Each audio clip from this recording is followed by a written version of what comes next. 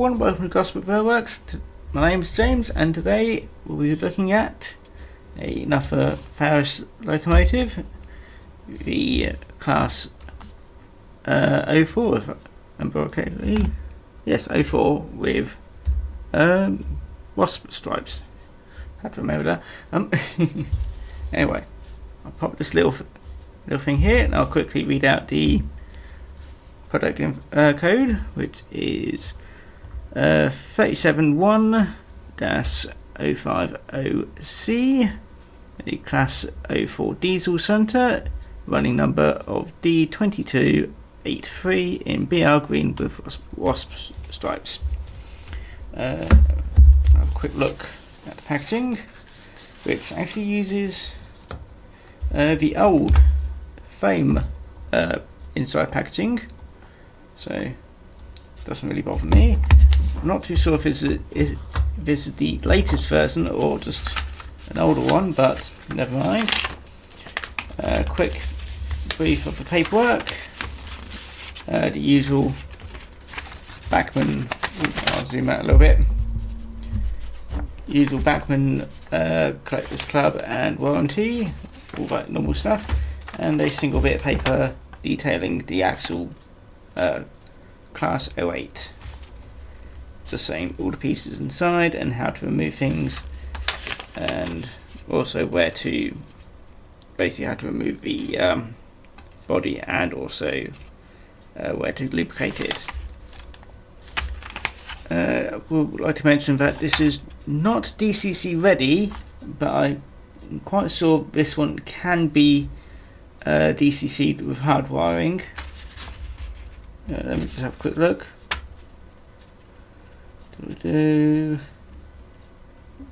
actually say anything about DCC on this, other than don't run DCC locomotives unless you've got don't run models on a DCC system without DCCing them, which is obvious but good to know. Is there any detail packs actually? Let me have a quick look. I don't think there was. No.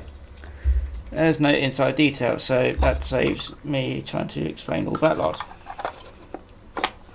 Let's tidy up this packaging. And yeah, it just comes in the usual box. Right, what to tell you about the little zoom in again. There we go. Right, what to tell you about this little model? Well, first of all, I do very much like delivery, mainly the wasp stripes on the front and back, or whichever way around it. It's a diesel, it doesn't really matter. Zoom out a little bit more. It does have NEM pockets on either end, so you can quickly remove them and replace them with alternative couplings, which just make sure in you go. And yeah, that's basically it for the detailing. Other than it does have handrails all in the right places. They do seem fairly well attached, so not likely going to break them off unless you give them a good bump. It has got glazing on all the windows, which is quite surprising for the size of the locomotive. It has vacuum piping each end, and the buffers are obviously brightly coloured in nice red. And so it's a plain green, but it does have I said little detailing markings here. I think that's an electrical warning. Not too sure. I'm not too sure what that is. Yeah, not too sure. Enough electrical warning up top. On the bottom, there's not all that much detail, but it's a N gauge model, so you're not really going to look underneath there. It is a 060, but it does have little, I think that's a flywheel on the back here, which does move around. Actually, I don't think it's a flywheel, but it's another thing which goes around with the wheels. Doesn't actually make any contact with the track, so doesn't provide any extra load from that.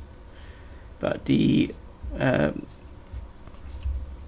coupling rods are nicely brightly coloured red, and I think that's mostly it really. it does look very much like the Class A3, which I've yet to buy yet.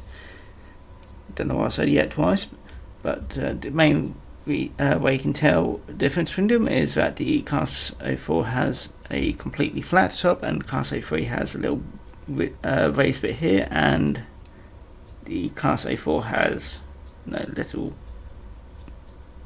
overhang on the roof, so very easy to tell. You can get this in at least 2 liveries which I know of, one being this one, and I think the other one is a BR blue. Don't know if that has wasp stripes. I think there are other liveries, but those are the only 2 which I actually remember off by heart.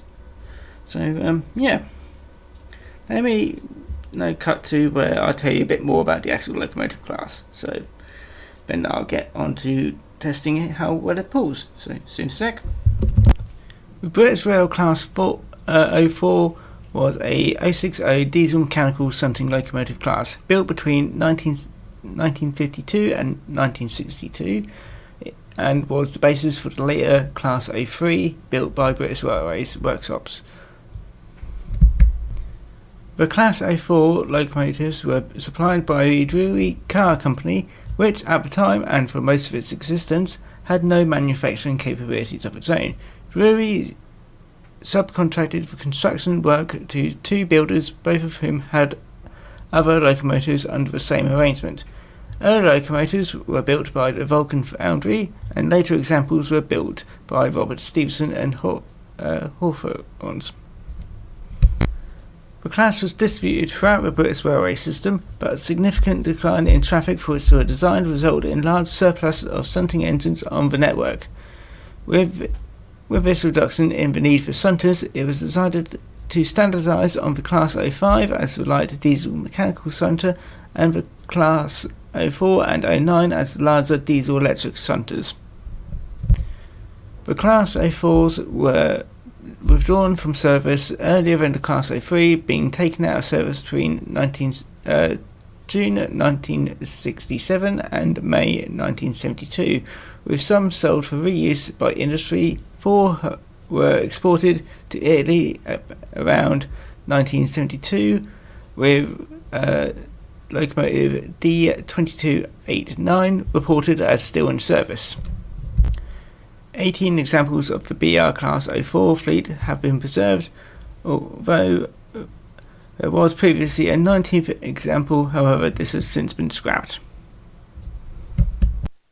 Right, here we are on the test track, also now renamed as actually I can't remember anymore. I have written it down. Anyway, test track. Here is Class 04 on the track, ready.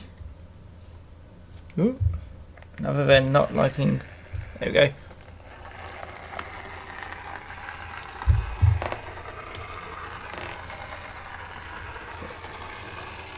They never seem to like starting off, and none of them like that point where that crossing. But anyway, as you can see, very nice, more or less smooth running. If it wasn't from a track, I'll give it a bit more speed. Just get over that crossing. Oh yeah, not too bad. What we should test is how slow this can go, since this is actually designed for shunting. So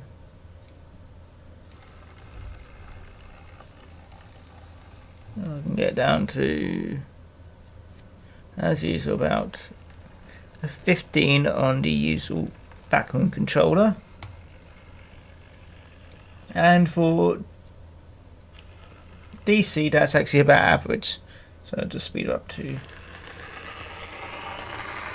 that's 40, and I don't think you'd be wanting it to go all that fast. One thing which I did forget to do on the previous earlier is weigh it. I have weighed it now, and it's 33.3 grams, which, to put it in perspective, these are the British Rail Mark 1 coaches, and they weigh roughly about 25 grams each, and I've got 8 of them. So this is nearly 8 times its weight, and I'm going to see how well this little machine can pull it. So let's slow down, put it in reverse, and we can actually have a see how well it runs in reverse beforehand. I have cleaned my track, just pointing that out. I haven't cleaned the scenery, however. But let's see.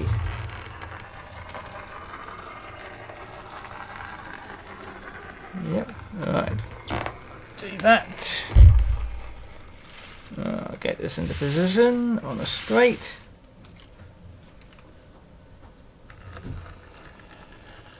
They never seem to like starting on my track. Don't know what I'm doing wrong with it. Alright. Is that coupled up properly? Nearly. There we go.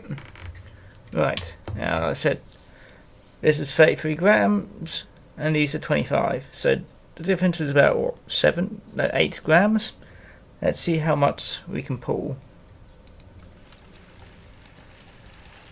And as you can see, despite how tiny this little locomotive is, it can pull 7 times its own weight. With just having a quick look at the wheels, I don't think there's any slippage. I'll speed her up a bit just to get past. Yep, that seems fine.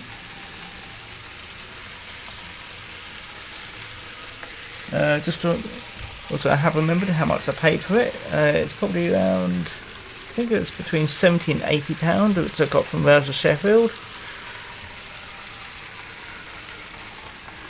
And yes, it seems to have very few issues with pulling power, which I'm not really surprised of, because it is a shunter, and shunting, taking large weights is meant to be its job, but probably not this long of a train. Typically you'd probably have a rake of wagons. Let's see how well it pushes things. So, yeah, it doesn't really matter pushing or pulling, really.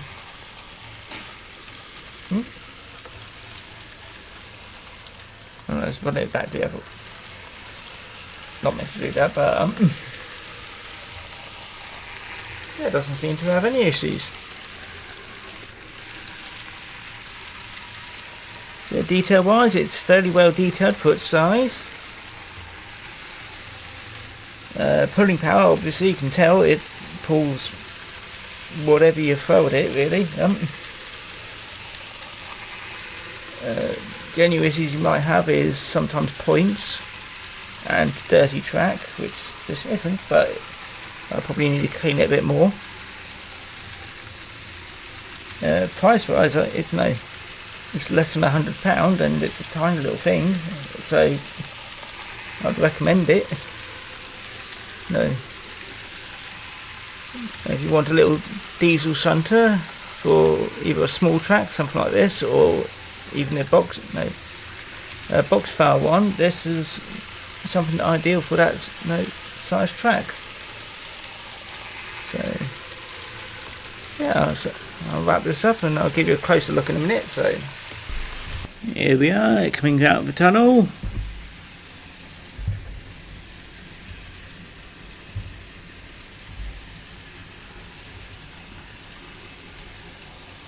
Let's see, there is no slippage or anything like that. So yeah, I would recommend buying one of these if you really want one. So let me just back that up so you can have a nice good look in the shot. There we go.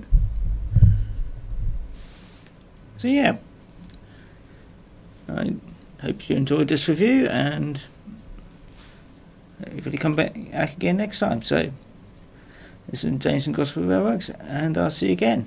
Bye bye now.